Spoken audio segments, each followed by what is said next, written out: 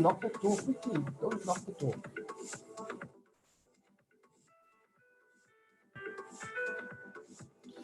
Good morning, everybody, and welcome to this morning's Entrepreneurship to the Point session, playing you in with some black coffee while we waited to get the show started at 10:30.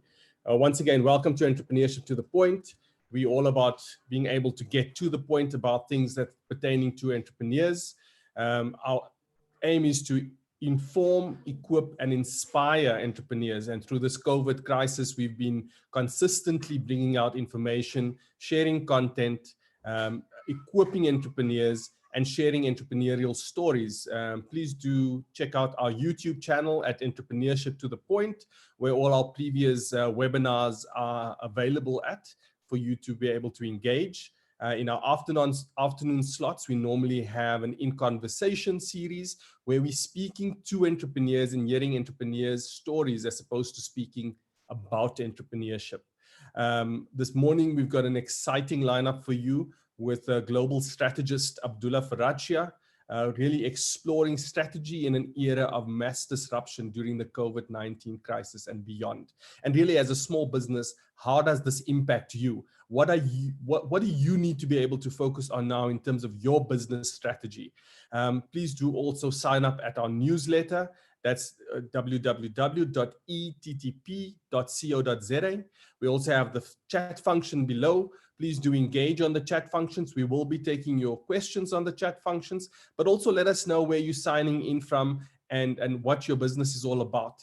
I think one of the biggest challenges that we find ourselves in during the COVID-19 crisis is not just a health crisis, but an economical crisis. And as small businesses, we need to be able to put the necessary strategic measurements and elements and practices in place. How does your strategy practice change post-COVID or during COVID in order to focus on sustainability of your business? I'm going to welcome Abdullah. And Abdullah, before you start the session, just give us a brief introduction to who you are, your areas of expertise, and yeah, over to you, Abdullah. Thanks, Sean. Good morning, everyone, and it's a pleasure to come with you and to spend the morning with you and really talking about this concept of strategy. Sean, by way of introduction, I play in the area of strategy and innovation. I run an organization called The Strategist that assists many different companies in different geographies around the world in terms of crafting strategy. And then I teach at the business school, Gibbs, also in this area of competitive strategy and innovation. I do quite a bit of work in terms of, the implication of disruptive changes that we see in the economy. And I'm sure that you and all of our listeners today will agree with me that this period of disruption perhaps is unprecedented in my lifetime and arguably in the lifetime of many individuals that are with us today. And so part of the work that we do is really one sense making what's happening in terms of disruptive change. And then very importantly, how do we take choices? How do we take decisions? How do we think through how we take these decisions at three very important levels? One, at a country level, in terms of how countries really respond to some disruptive changes that they see in the external environment. The second one is the unit of analysis is that of the organization. How do organizations respond, whether it be large companies, NGOs, small companies, people in the civil society environment, even in the academic space. And then lastly, and perhaps something I want to touch on today, is how do we as individuals respond? Because I often say that adaptability, adapting to a new context, and agility, the speed at which you adapt, are fundamental tenets of disruption. And so, the key imperative is really to be able to land it at a human level. What does it mean for me, for the way I lead my organization, or the way I contribute to my organization, or the type of work that we do? So that's a bit of an introduction, Sean. Awesome. So, and I think one of the key factors, as we've been speaking to entrepreneurs during this time, is really, does the strategy process within a big business, within a small business change, and how does that change take place?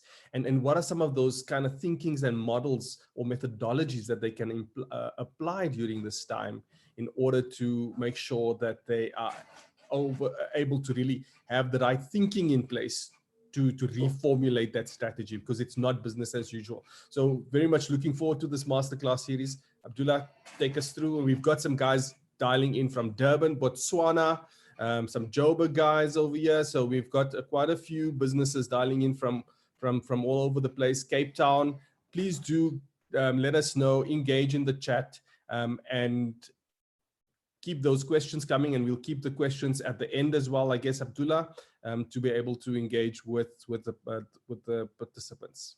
Over to you. Lovely. I mean, welcome to all of you from people outside of Gauteng.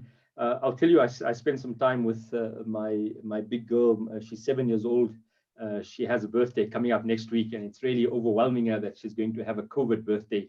But we both have this huge affinity to the ocean. And so I envy those of you who are in Durban or Cape Town if you have the ability to at least drive past.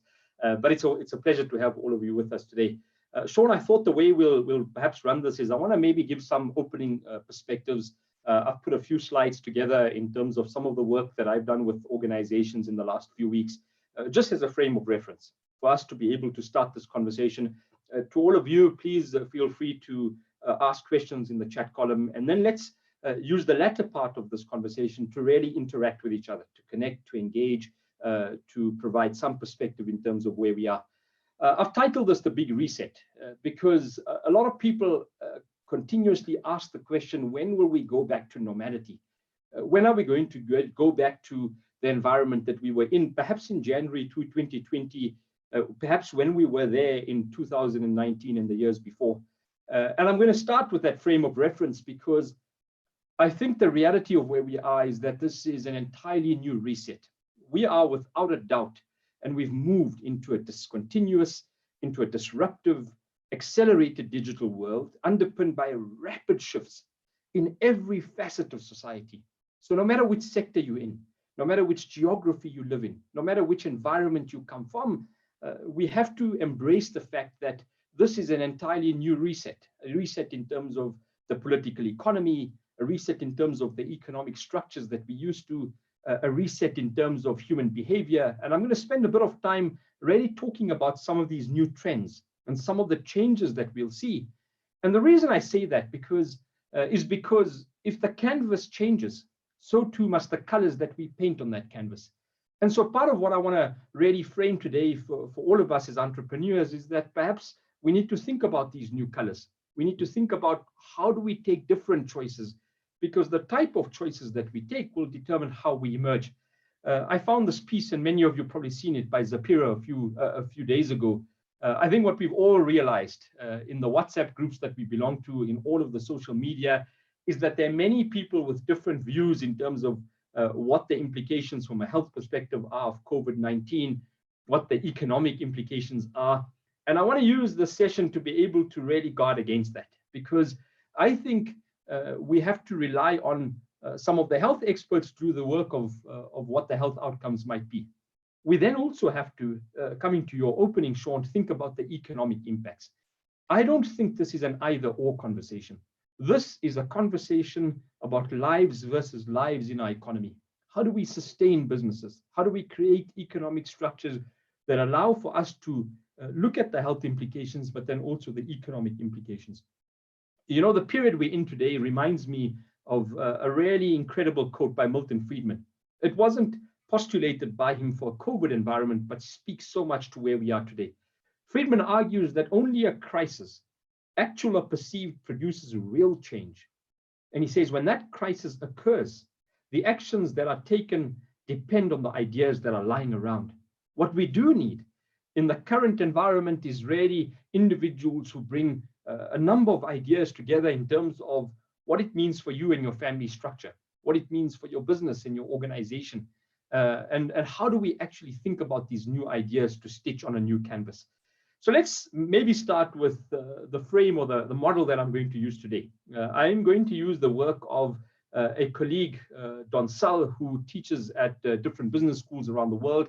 In a 2007 piece called The Strategy Loop, Don Sull argues that in a period of hyper-competitive change, in a period of mass disruption, organizations have to think about strategy in 4 distinct and interrelated loops. The first, Don Sull argues, is you've got to make sense. And the objective with making sense is for all of the people in your organization, for you as leaders in the organization, to develop a shared mental model of the situation, to move away from all of the hype, the noise, the fake news, and really to be able to say, let's make sense of what's going on. And the objective with making sense is to be able to collectively understand and appreciate what is going on in the external environment. And if the environment changes, so too must the strategy, so too must the choices that you take. And so the objective of making sense is to develop a shared mental model of the situation. He argues that when you make sense, you then must translate that sense making into making choices. Making choices is very much how do you as a business, as an organization, agree on clear priorities to guide your action, and very importantly, to guide your resource allocation. As we see a constrained environment with not many inputs coming into the business, how do we allocate resources in the best way possible, and how do we determine what those priorities are? The third thing that Don Sall speaks about is he says, by making sense, you get a better mental model. By making choices, you guide your allocation of resources and you make some important choices based on the environment. You then have to make things happen. You have to create an environment where people make good on the promises that they make and they deliver on those promises. Because strategy ideation, strategy formulation is dead in the water without the ability to implement it. And finally, Don Sall says that you've got to make revisions. I'm sure you'll agree with me that nobody in the world currently has the answers. We have some perspectives. We have a viewpoint. We have a way in which we can think through things. And so you've got to have the intellectual humility to be able to appreciate that you're not going to get everything right. And the idea behind that is to be able to make revisions continuously. So sense the anomalies, revise some of your key assumptions as the canvas starts to shift and change, make these revisions regularly. And so I love using this work of Don Sall because it speaks a lot to a very complex, ambiguous environment that we're in.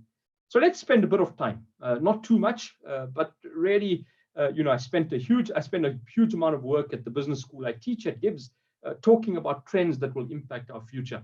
I'm going to touch on briefly some of the important trends in a COVID-19 type of environment. The first trend I think that's important to appreciate as a business leader is that the political environment is fundamentally shifting. One, we are seeing a rapid shift in terms of global and regional hegemony. What I mean by that is that we're starting to see a shift in terms of the relative power, influence, and impact of certain countries. And that will be accelerated over the next 12 to 18 months. The second one is people are arguing that we perhaps in a new form of globalization, or we see this as the end of globalization. My argument is no, this is going to be a new form of globalization. Globalization with very different characteristics.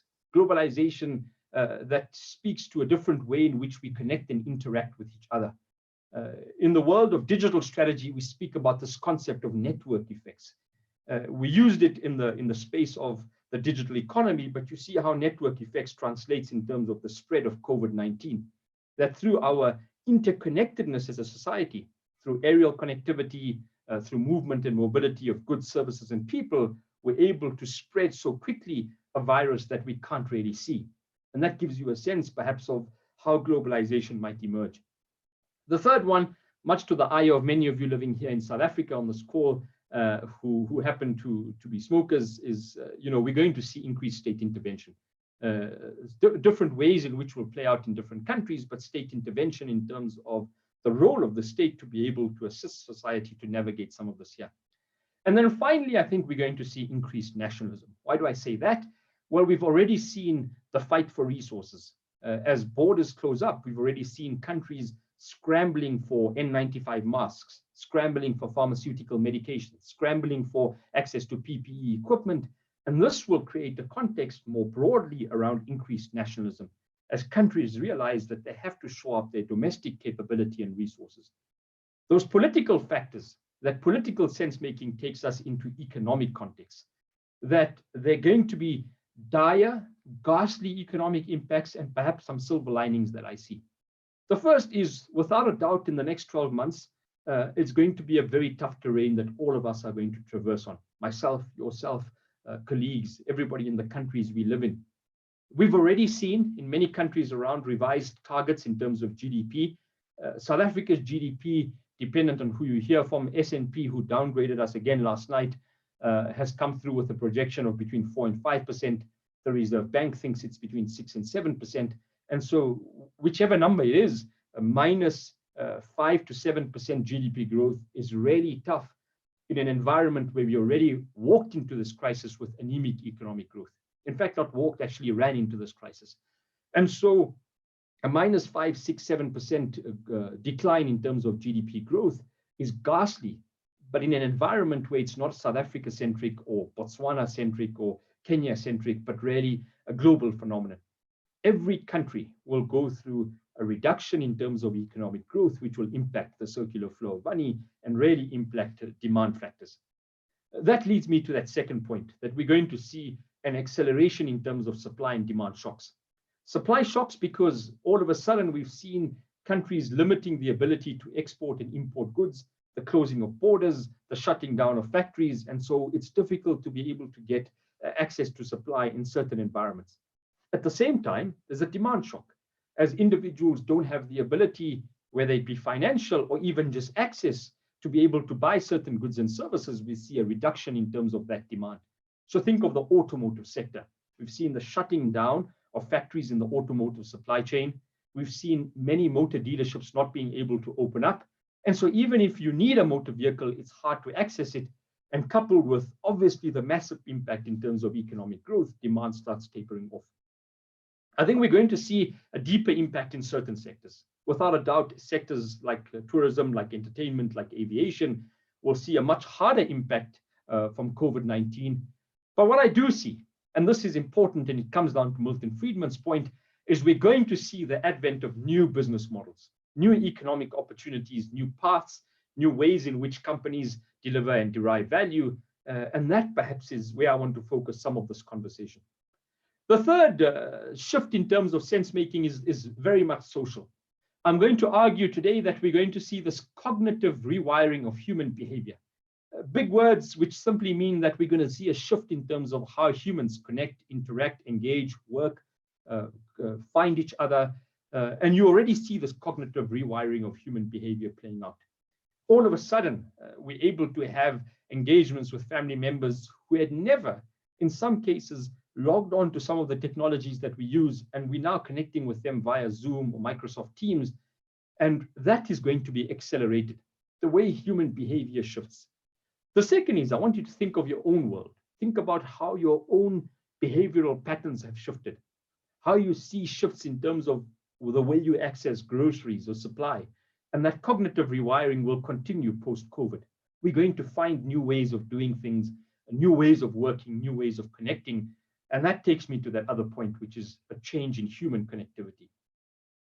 Is this the end of social interaction the way we've seen it? Some people have called it that. I disagree. I think what COVID has taught many of us is the power, the influence, the impact, and the privilege of human connection. The power of being able to connect physically, the power of being able to see a multi-sensory view of another individual.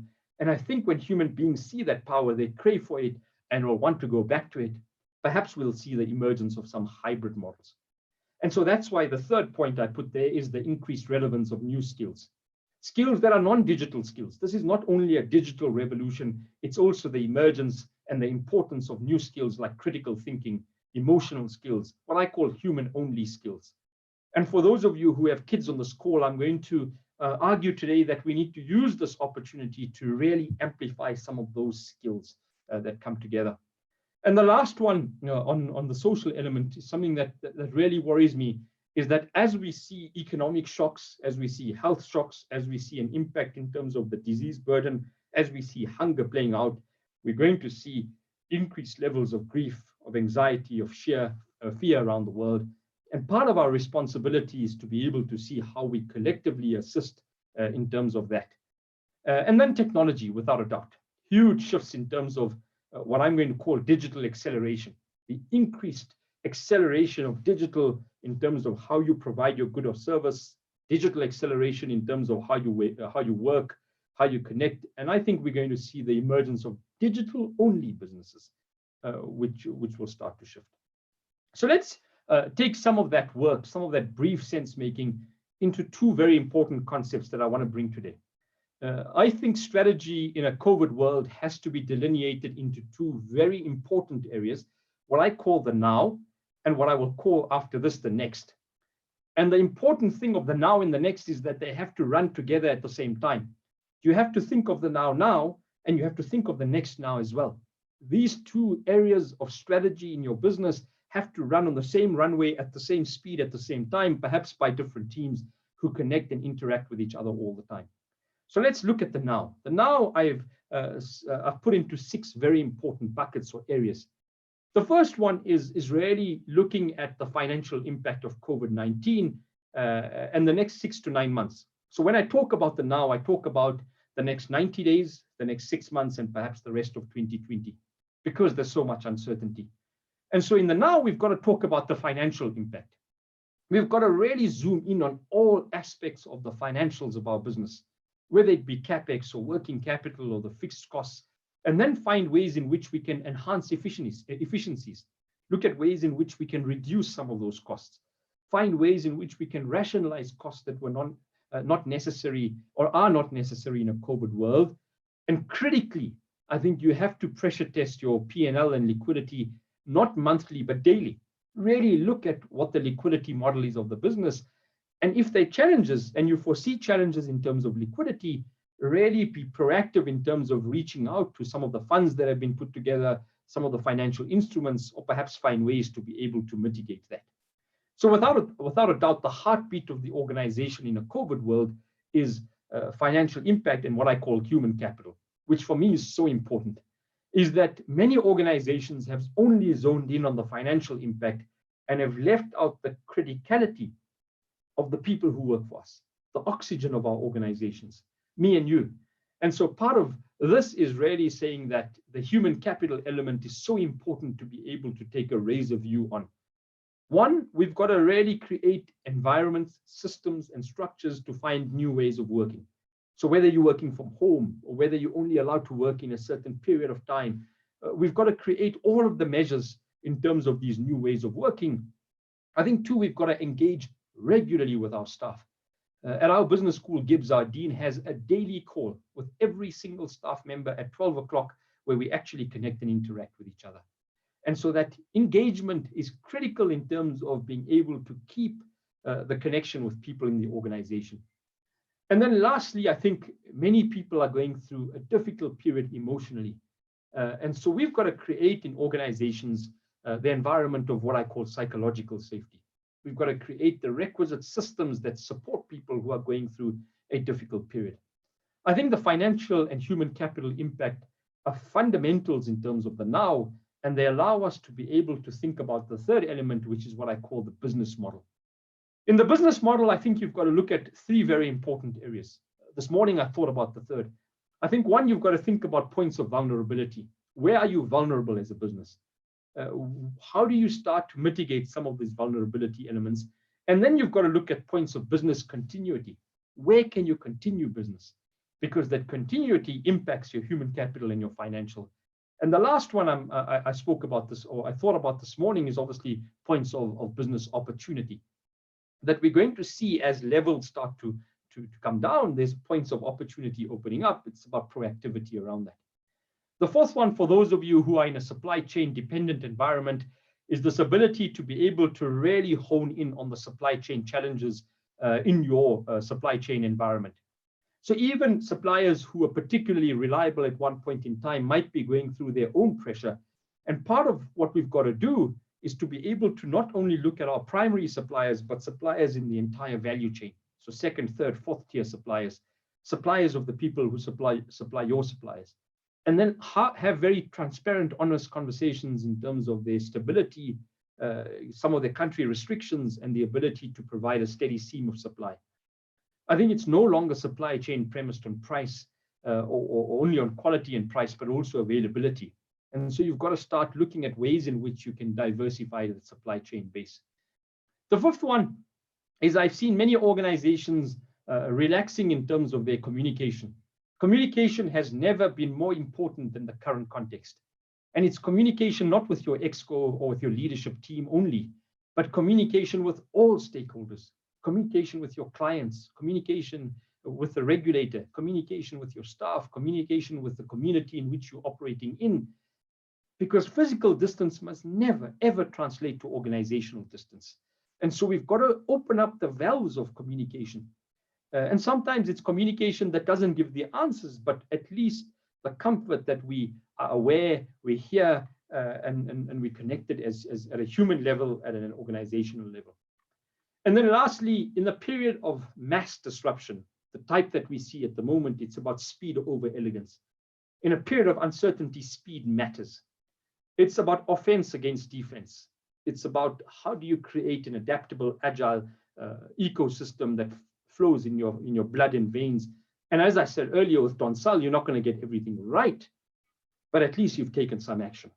And so it's a lot around speed over elegance.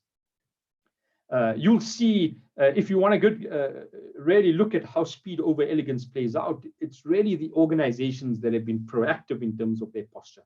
So that's the now. Let's take the now and apply it into the next. Organizations can't operate, can't position themselves, can't communicate in a way that is centered around only a COVID-19 type of world. We will get past this environment. I don't know when, but yes, as a human society, we will get past this. And those organizations who've been able to proactively adapt to the next, who've been able to put the puzzle pieces and the building blocks together into the next, are those that are going to be the most successful. And so you've got to run, as I said earlier, the now and the next together. In the next, I think you've got to really map out some scenarios. In a period of uncertainty where nobody has a perspective, what we can do is be able to map out some plausible scenarios, a worst case scenario, a middle scenario, a best case scenario, and some nuances in between those. Because each one of those scenarios allow you to be able to think about those choices I spoke about earlier. So map out these plausible scenarios, and don't only map out the scenarios, but actually look at the implication of each scenario, not on your business only, but across your entire value chain in your business. So what does it mean for your marketing function, for your operations function, for your human capital function, for your sales, for your business development, and really across the value chain, how do these scenarios play out? The second is that you've got to use this period to be able to proactively adapt. What I mean by that is reimagine your business model, because as I said, the canvas has painted. Start finding those new colors that you have to paint on this canvas. Reimagine how you deliver value, because the organizations that are going to be successful are those who can really think about new ways in which they're going to deliver value, connect with their customers, and really provide a context that will be in a different world. If you reimagine the business model and you map out some plausible scenarios, I'm sure you have to think about your people, the people who work for our organization. So we've got to gear up our workforce for an entirely new normal. And the way we've got to do this is to be able to provide them with the requisite training, with the expertise, with the capability set, because it's nice to be able to look at this new canvas. It's nice to be able to start looking at what colors we paint on that canvas, but it's irrelevant if we don't have the people who have the ability to paint on that canvas. And so you've got to give the training and infuse it into the organization for people to be able to have the ability to paint on this canvas. Those three elements give us the ability to make the right strategic choices. And you've got to make strategic choices about the next in this current environment based on the scenarios I spoke about earlier, right? So you've got to make choices in each part of your business. And these choices must not be random, but based on your environment, your clients, the scenarios, your augmented business model you've thought about. And really, strategy, I'm going to argue today, is a series of interrelated choices. And so those are choices that have to be taken based on all of these elements. I think number 5, there's never been a more important time for innovation in organizations. This is the time to actually amplify innovation rather than dial it down. Because the way we get out of crises like this as an organizational level is to leverage the collective bench strength in the organization, is to engage with your clients, because a new normal requires a new way of working and thinking. And thinking happens across the entire value set of the organization as opposed to a few people in the organization. So talk to everybody, talk to people even outside of your ecosystem, and create an environment where you can actually amplify innovation.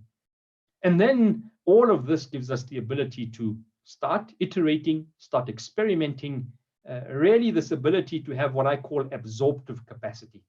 There's so much coming at us. Absorptive capacity gives us the ability to determine what is real, what is relevant, what makes sense, what doesn't make sense, and to get a much better filter in terms of how we take in information. It doesn't make sense to be able to spend hours and hours on end searching for vaccines for COVID-19. It's important to know about it, but really reading about it ad infinitum doesn't help you to be able to solve some of the immediate challenges. And so I've helped a lot of organizational leaders think through, how do you actually heighten your absorptive capacity? How do you get to a stage where you actually appreciate what is normal, what is important, what is within your sphere of control and influence, and then to experiment in those areas. And then finally, I think we have to be ruthless on execution once we get to a semblance of what the new context might look like. So some of your businesses might open up in a level 4 lockdown if you come from a South African context. And that means that you have to start really operating in this next, but also to be ruthless on the execution capability of the organization. So those are, Sean, some of the perspectives from my side.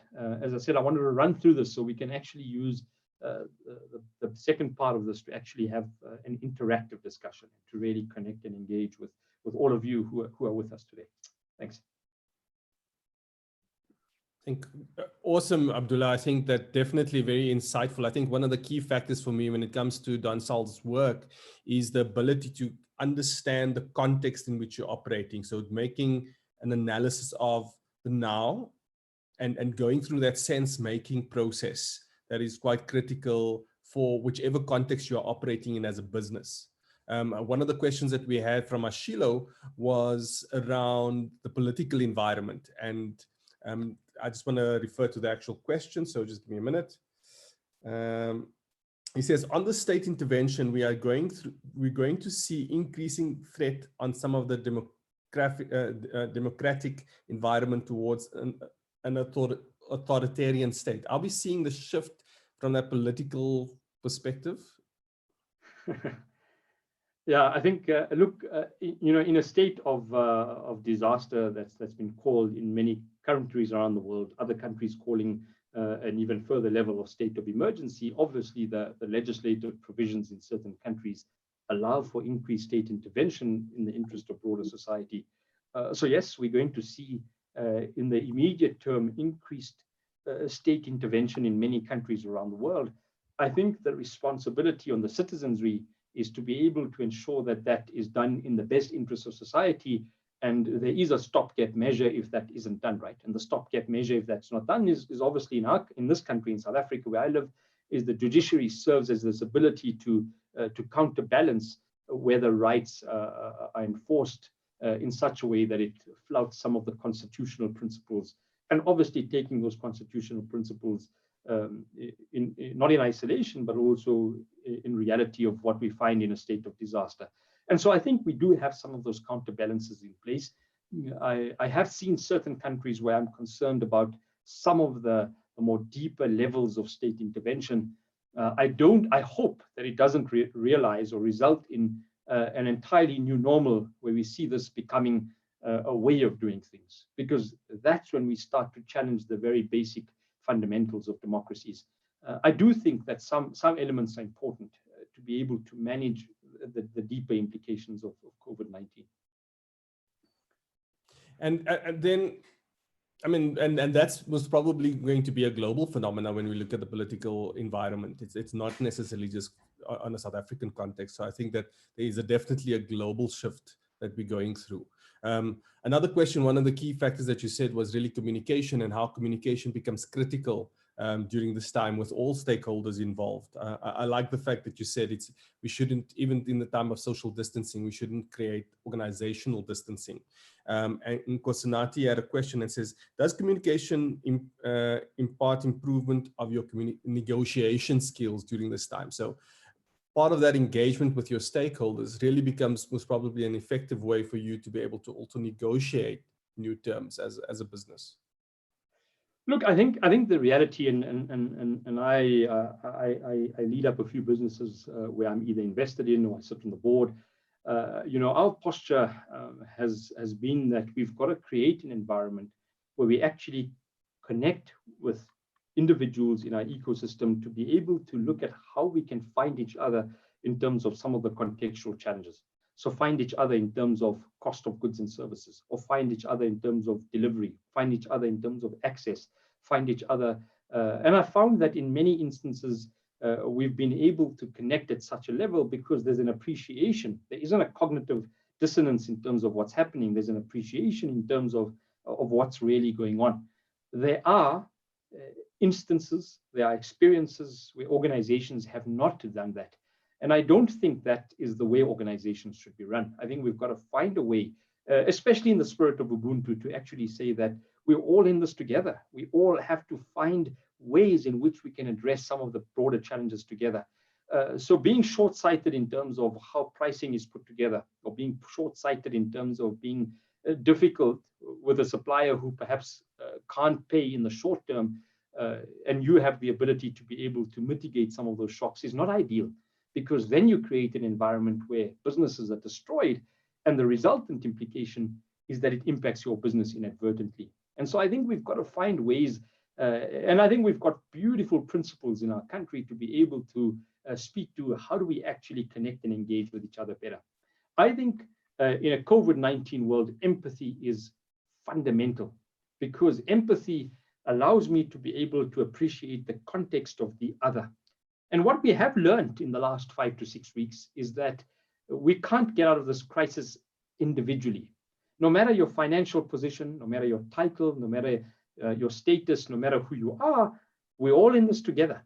And we can only get out of this together. And I think we must embrace that principle of empathy, that principle of collectivism into the context of business, into the way in which we do things. And I think, that is so key in order to be able to navigate this process. And I think to lend a little bit from an Afrikaans word is that we can't be harde gat about it right now. Sure.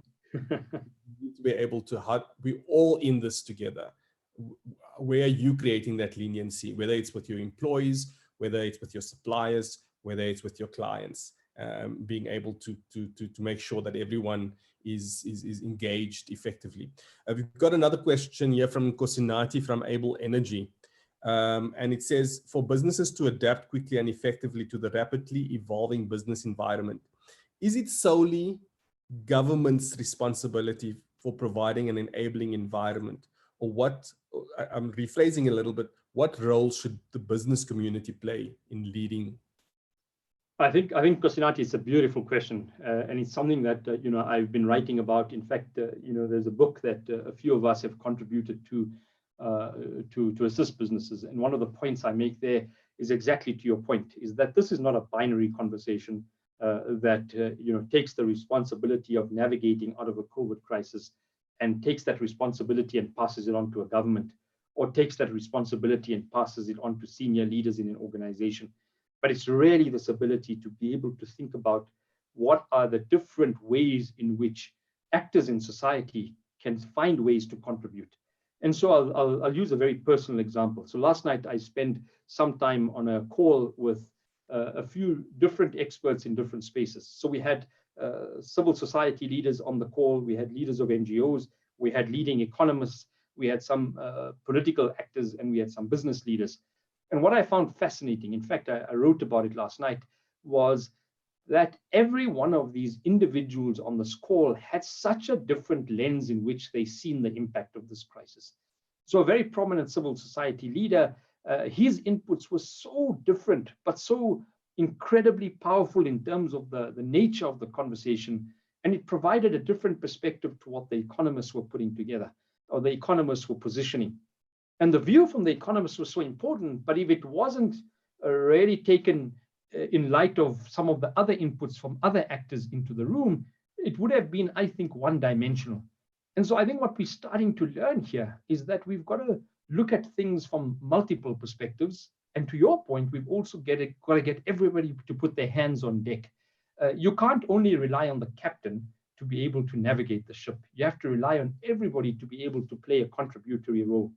And so what I've thought about quite a bit is, how can we as individuals, in our small ways, find ways to be able to assist? How can we contribute? How can we make a difference? How can we assist? And I think if all of us start really finding ways to be able to collectively contribute, then we can create a whole new way of operating. I think what that will translate in is that when COVID ends, we will not see the end of some of the more deeper structural challenges that we have in our economy. It doesn't mean that we see the end of unemployment. In fact, it will see accelerated unemployment. It doesn't mean that we'll see the end of heightened levels of income inequality. In fact, it will see an increase in terms of those levels of inequality. But maybe what we've learned through this process is better ways to be able to engage with each other, better ways of public participation, better ways of businesses who otherwise would not talk to each other to connect and engage with each other. So one of the personal ways I've tried to do this is to connect with people I haven't spoken to in the last 12 to 18 months. So I've gone through a book of mine where I've got a list of individuals and I've marked of people that I hadn't spoken to for a long time. And what's been incredibly powerful is really reconnecting with people and then actually coming up with cool ways of working together and doing business together, or even solving some problems together. And that's been the privilege of, I think, being in an isolation environment.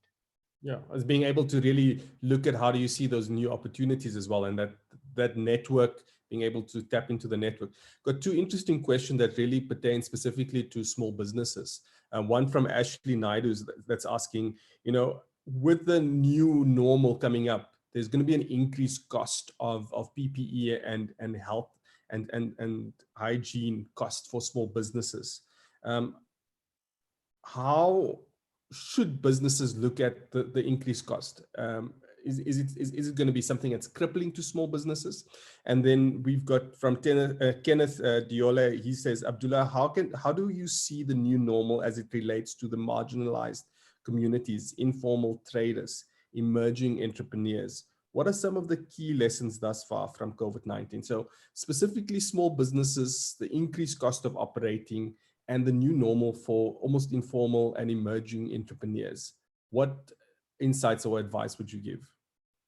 Sure, I think those are lovely questions. I think to the first question around the cost of PPE, one, it's going to become a prerequisite without a doubt, as we've seen the announcement by Minister Nkosazana Dlamini Zuma last night, that it's going to become a prerequisite in terms of continued operations, and rightly so. I think businesses have to send a team in place first to be able to create the organization in such a way that it's set up and ready to be able to reopen, albeit in a different context. And part of that is the accumulation of very important elements of PPE. I think what is important is that government, even the Competition Commission, has put some important brakes in place to be able to manage price escalations, etc. But I don't think they have the ability to be able to see the entire ecosystem, which means that we as citizens have to be very clear when we see a violation in terms of price gouging, when we see people putting together astronomical pricing, then we must call it out. We must call it out and we must find the responsibility to be able to address it. Otherwise, to your point, we get to an environment where the cost of PPE is crippling, where the cost of sanitizers is crippling. And so I think, one, there's definitely measures in place to be able to manage some of the elements of price gouging. Will those elements be enough of a break to make sure that it doesn't happen? I don't think so. I think, one, there are businesses who are going to exploit this opportunity and we must call them out. But also, two, there are supply and demand factors, right? So when there's a challenge in terms of supply, the demand will result obviously in an increase in terms of pricing. And that's a concern. I think if we do get to that level, then we've got to really engage with government and broader stakeholders, even in the NEDLAC environment, to be able to say, how do we mitigate that? Because we've already got a constrained small business environment. We can't burden that environment with a significant cost base in terms of safety equipment, etc. And so I think it really comes down to engagement with the relevant authorities. And I've been heartened in terms of how many of these cases have been dealt with. And you've probably read some announcements of even prominent companies who have been challenged. I think the second, to your point, Kenneth, is that we are without a doubt going to see a massive impact in terms of, one, informal markets.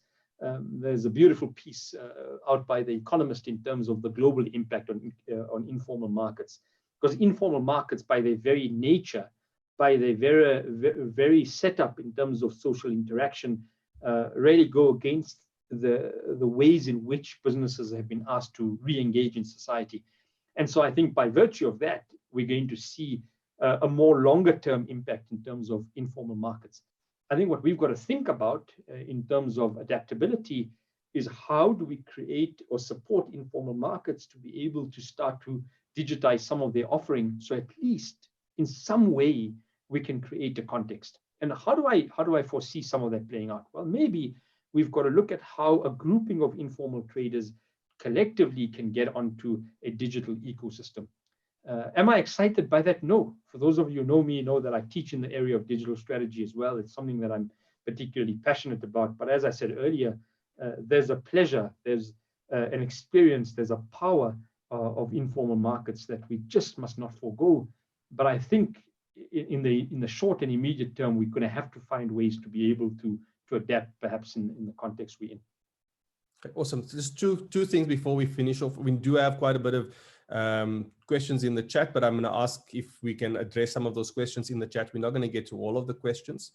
Just once a reminder again for everybody that we are live streaming this on YouTube, and the recording will be made available on YouTube for you for your referencing post the discussion. So that's at Entrepreneurship to the Point. Also sign up to our newsletter at www.ettp.co.za for other information and masterclass sessions coming up next week. So we've got quite a schedule planned. Abdullah, as a small business, if they go and sit down with their management team now, how should they approach strategy going forward? What are some of the practical stuff that they need to think about? Do they use the Donsal model to say, okay, let me unpack this in a bit more detail in terms of where the context is for my business? What is almost the 101 that you would recommend for a small business at this stage? Sure. So I think go through the three areas that I spoke about. So one, the model of Donsal, where we actually make sense, and make sense by, one, looking at the most reliable sources of information. Makes sense by reaching out to people in your stakeholder environment, because Google doesn't have all of the answers. The internet doesn't have all the answers. The answers sometimes lie, and many times lie actually with our customers, with our suppliers, with our staff. And so really use the opportunity to connect and to speak to people in the ecosystem. Makes sense by doing some of that scenarios that I spoke about, because it gets you the ability to cognitively think about all sorts of potential scenarios, and take those scenarios in terms of the external environment to then make some choices. And as I said, make those choices in terms of the very distinct areas in terms of financial, human capital, the proactive adaptation of your business model, and then really the implications of all of those elements in terms of all of those scenarios that I've spoken about. So that's the third. I think the fourth one is that strategy is not about big words. Strategy is not about PowerPoint documents. Strategy is not about esoteric terms. Strategy is about the reality of how do we, and let's keep it at a base level in terms of what the objective of business is.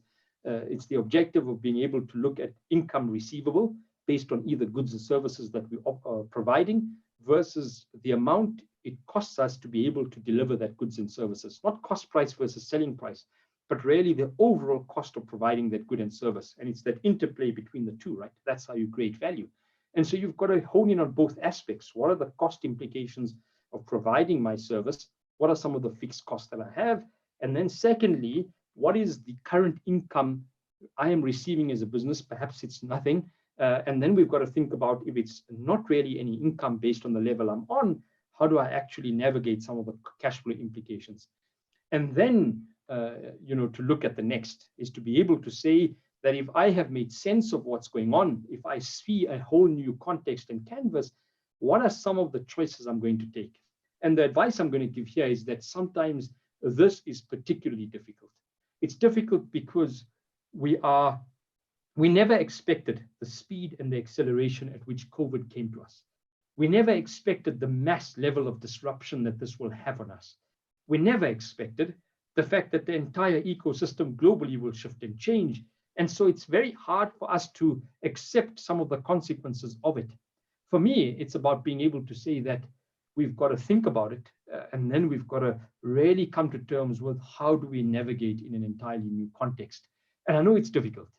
I've struggled with many businesses I'm involved in, and even businesses I've helped with from a strategy perspective in terms of getting us to shift and navigate to another context.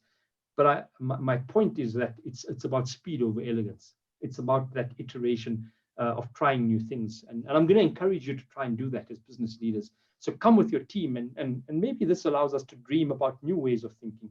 But what I do find, Sean and all of you on the session, is that what COVID has brought to many of us is the ability to be able to think through deeply some of the contextual challenges and pain points of our business. When we were so busy at a particular time, we never had the chance to be able to look at some of these pain points. I'm sure now you have the ability to hone in on some of these pain points, and maybe it allows you to paint elements of the business differently that you always wanted to, but never had the speed or the time to do. And being able to really focus on that and bring that change within your business, I think is going to be key. The second thing that I'd like you to leave us on, I know that Gibbs is hosting a lot of online classes at the moment as well. Are you going to be teaching? Where can listeners tune into you, sign up for an online course during this period? And if so, give us more insights in terms of some of the stuff that you're going to be teaching on. Sure. So I think thanks for that. Yeah, I do a lot of teaching in this area of strategy and innovation at Gibbs, and also speak publicly in many of these areas. Please feel free to invite and connect on LinkedIn. I want to use this opportunity to add value wherever I can. And as I started, in this session that we have together, I said it would be remiss if I talk about countries and companies and actually don't talk about individuals. And perhaps, Sean, I want to maybe give some personal perspectives that I think about in terms of how do we navigate this as individuals? How do we think about this at a human level? I think a few things, right? I think one, I think agility and adaptability are fundamentals of disruption, as I said earlier. So yes, your context, how you do things, how I do things, how we operate, how we connect with each other, and so much more has shifted. I think we all have to as well. So talking about it ad infinitum doesn't solve it. Our ability to adapt and the speed at which we do this is what will set us as individuals apart. Secondly, I know we're all concerned. Everyone is concerned. I think we must use this time to reach out to friends, to family, to colleagues. And I'm saying reach out not with the answers, but reach out as a pillar, right?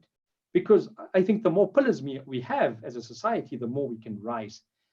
I think the third I spoke about earlier is that our ability to manage the next few months and perhaps the rest of this year is premised on our ability to move from a spirit of individualism, me, myself, my society, to a spirit of collectivism, because we're all in this together and we can only get out of this together. And so that comes with some requisite responsibilities, like pressure testing the information we get, not spreading fake news, but really finding ways in which we can think about the broader societal impact. I think we must also think about, in that spirit of collectivism, individuals who are unemployed. We've got a massive hunger issue at the moment in South Africa, and we've got to think about how we support it. We've got to think about workers in the front line and really people who are at the front line in terms of managing some of these impacts. The fifth one is somebody with young kids, all under the age of 7. I think we've got to become a lot more mindful in terms of the conversations we have at our homes. It's not ideal to be able to have every dinner dominated by COVID-19 conversations. Our responsibility as parents is to talk about how we create a system of love and care and responsibility, because young kids also have been impacted by this, and we've got to be very responsible in terms of how we deal with some of the impacts on them. When young kids are closed in an environment, don't get to see their friends at school, don't get to go on the outside, don't get to take a football and play outside with kids in their community, it has a deep impact, and our responsibility, I think, is heightened. I think part of that is really this ability to say that some of us have got to spend a lot more time at work. And so how do we use this opportunity to create an environment of care and love at home, and really start to think about it? The last 2 or 3 points that I think about in my head is, one, really the basis of this call. I think small businesses have been deeply impacted by this, and many small businesses don't have the shock absorbers that perhaps large companies have. We have to think about, as individuals, how we support small businesses in every way possible. How do we support businesses in terms of forward advancing purchases? How do we support small businesses in terms of our daily purchases? And really move from this armchair view of the crisis to a very personal view and a very practical view. And then, in closing, I think what this crisis has taught me is the ability to value and appreciate everything I have. Because what seemed significant 3 or 4 months ago, perhaps for all of us on this call, seems insignificant today. And so maybe we must spend less time sweating the small stuff and more on what really matters. And so what I've done personally is really to create a gratitude journal, to share my thoughts every day, because I've learned about fragility. I've learned about the value of what I have and to be appreciative of it. And I treasure it. And then in conclusion, I know there's lots of anxiety in terms of decisions taken, but leaders, whether it's business leaders on this call, political leaders, are all needing to make decisions in an environment with huge uncertainty and ambiguity, complexity. We've got to really find ways in which we don't contribute to the panic, obviously put the requisite checks in place, but support in every way possible, whether personally or collectively. Thanks. Thanks, Abdullah. Thanks once again for sharing those insights. Just reiterating those words that businesses, entrepreneurs, you guys are leaders out there in society. You are leaders in your business. It's important how you engage with your stakeholders, with your staff during this time. And we all want to see you guys through this tough time. Please do still engage on the chat. We'll leave the chat open for a while. Thank you so much, Abdullah, for your time. I know you needed to rush off as well. And once again, Entrepreneurship to the Point is here to be able to bring you those insights, information, equipping for your business, not just during COVID, but we've been doing it for the past 7 years. Thank you so much. Please do check out the YouTube channel, Entrepreneurship to the Point. And we will be having some other sessions later today, in conversation session that you can engage with and share your experiences. But on that note, I'm Sean Tienerson and I'm out of here. Thank you so much. I'll be playing out with some black coffee.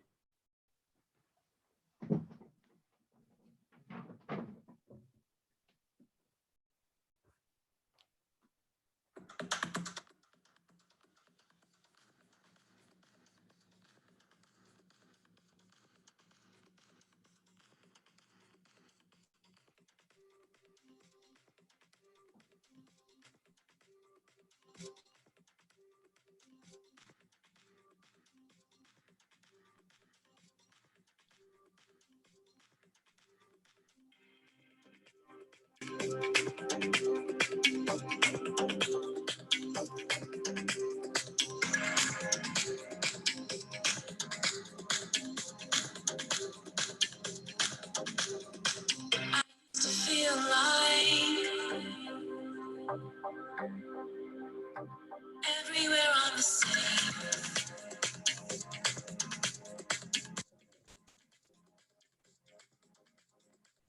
I didn't know then what I know now.